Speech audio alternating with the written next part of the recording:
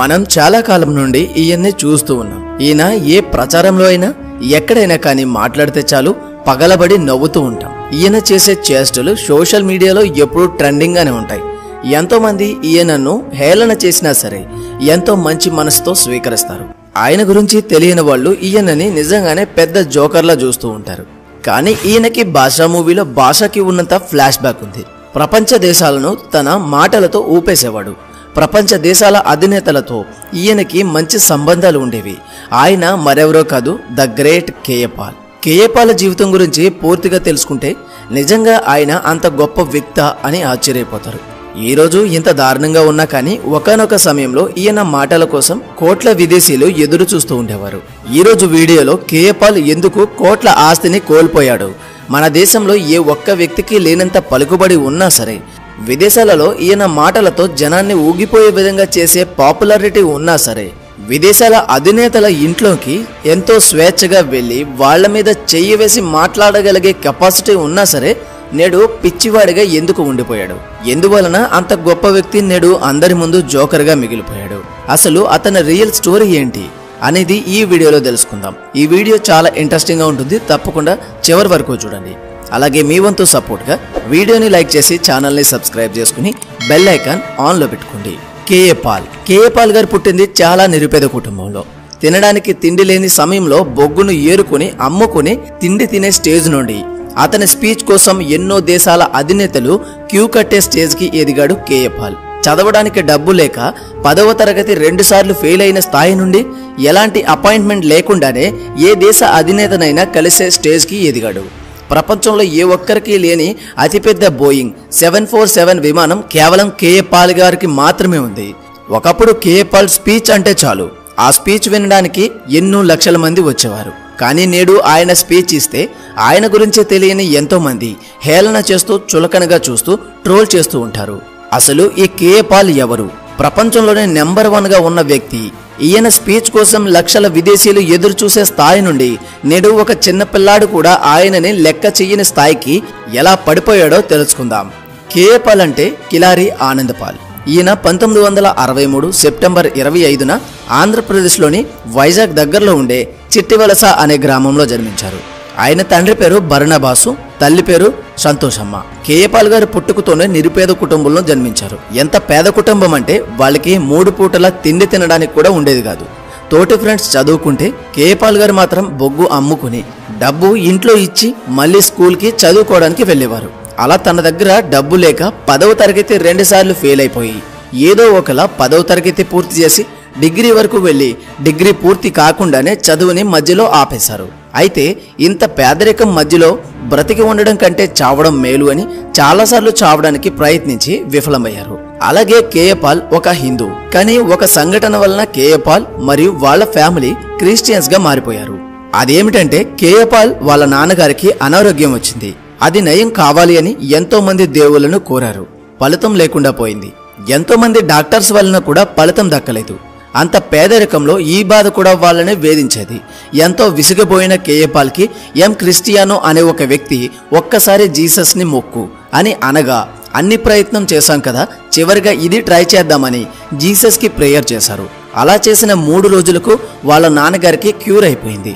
ఇంకా దానితో KA Paul 1966లో Christian గా మారిపోయారు. ఇంకా ఇక్కడి నుండి కేఏ పాల్ జీవితం మారడం మొదలైంది. కేఏ పాల్ వాళ్ళ నాన్నగారు క్రిస్టియన్ ఫాదర్ గా మారి ప్రతి ఊరిలోనూ వాక్యాలు చెప్పేవారు. ఆయన తన మాటలతో అందరినీ ఆకర్షించేవారు.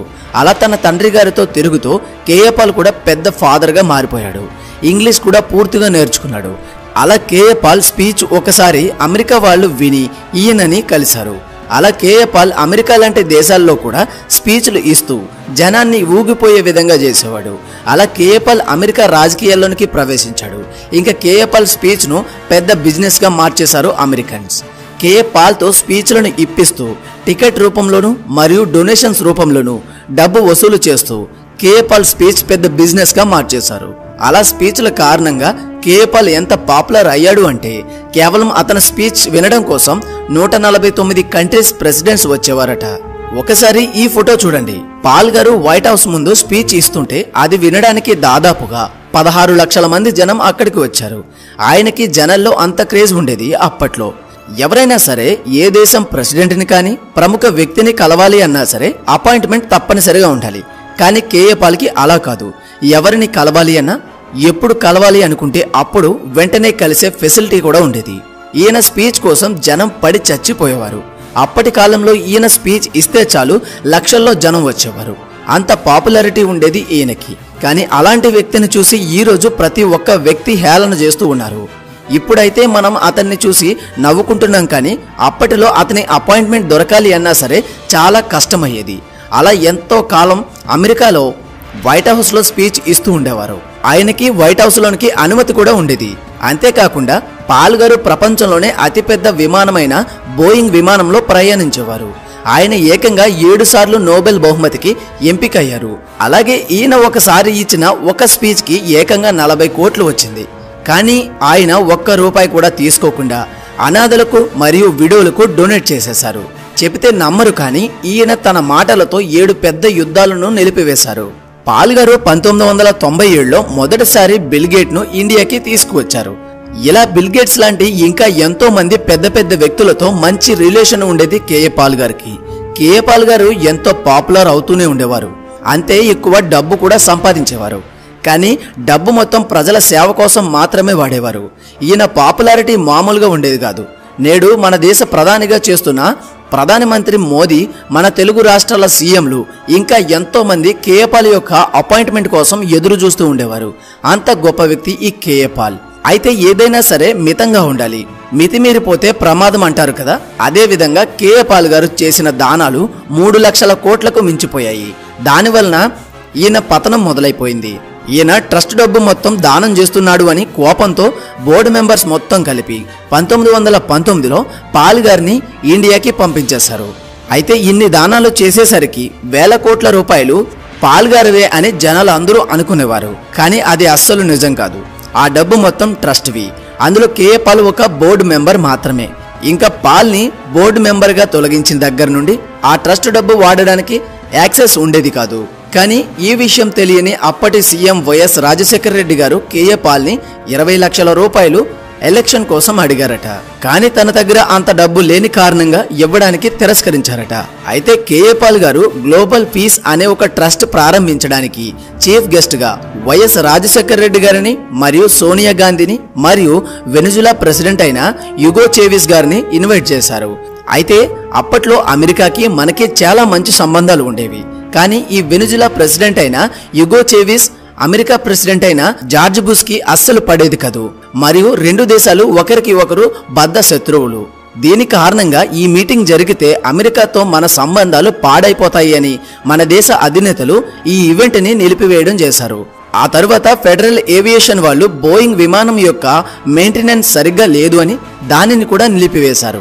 ఆ తర్వాత పాల్ గారికి ఉన్న అన్ని ఫెడరేషన్స్ లో ఉన్న మెంబర్షిప్ ని రద్దు చేయడం జరిగింది. ఆ తర్వాత ఇండియన్ గవర్నమెంట్ పాల్ గారి యొక్క 14 అకౌంట్స్ ని బ్యాన్ చేసింది. 2008లో కేఏ పాల్ గారు ప్రజాశక్తి పార్టీని స్థాపించగా ఈయన అంటే పడని చాలా మంది కలిసి కేఏ పాల్ గారి అన్న అయిన డేవిడ్ రాజ్ గారిని చంపేసి ఆ నిందని కేఏ పాల్ గారి మీద వేసేశారు. దాని కారణంగా 15 రోజులు జైల్లోనే గడిపారు. కానీ చివరికి ఈయన నిర్దోషి అని బయటకు వచ్చారు. ఇలా ఒకేసారి అందరూ టార్గెట్ చేసి మరీ అన్ని వైపులా అనగదొక్కుతూ ఉండేసరికి ఆయన తట్టుకోలేక నెమ్మదిగా తన మెంటల్ స్టెబిలిటీని కోల్పోయాడు. అయితే ఆయన నేడు ఒక జోకర్గా పిచ్చివాడిలా మిగిలిపోవడానికి కారణం మన టీవీ న్యూస్ ఛానల్స్ వాళ్ళు మాత్రమే. కేఏ పాల్ చేసిన ఎన్నో గొప్ప పనులు కాకుండా టీవీ ఛానల్స్ టీఆర్పీల కోసం కేఏ పాల్ గారి యొక్క కొన్ని కామెడీ వీడియోలను చూపిస్తూ జనాల్లో కేఏ పాల్ అంటే ఒక పిచ్చివాడు అని, ఒక కమెడియన్ అనే విధంగా ముద్ర వేసి వదిలేశారు. కానీ ఒక విషయం ప్రతి ఒక్కరూ గమనించాలి. తినడానికి తిండి లేని స్థాయి అన్ని వేల కోట్ల రూపాయలు, కోట్ల ప్రజల సపోర్ట్ వచ్చే స్థాయికి ఎదిగాడు అంటే అది మామూలు విషయం కాదు. ఆయనని అందరూ కలిసి అనగదొక్కకపోయి ఉంటే నేడు మన రాష్ట్రానికి సీఎం అయి ఉండేవాడు. అంత సేవ చేసే వ్యక్తి సీఎం అయి ఉంటే మన రాష్ట్రం నిజంగా చాలా డెవలప్ అయి ఉండేది. ఎన్నో విదేశీ కంపెనీలు కూడా తన ఇన్ఫ్లుయెన్స్ వాడి తీసుకువచ్చేవాడు. కానీ నేడు ఆయనకి అంత సత్తా లేదు, లేకుండా చేసి పడేశారు. ఇక నుండైనా కేఏ పాల్ అనే పేరు వినిపించినా ఆయనను చూసిన ఒక కమెడియన్గా కాకుండా ఆయన చేసిన మంచి పనులు, ఆయన కష్టం మీకు గుర్తు రావాలి అని కోరుకుంటున్నాను. ఈ వీడియోకి ఇంతే. ఈ వీడియో కనుక మీకు నచ్చినట్లయితే తప్పకుండా లైక్ చేయండి. అలాగే మరిన్ని మంచి వీడియోస్ కోసం ఛానల్ని సబ్స్క్రైబ్ చేసుకుని బెల్ ఐకాన్ ఆల్లో పెట్టుకోండి. మళ్ళీ మరొక మంచి వీడియోతో కలుద్దాం. Until then thank you, bye, జై హింద్.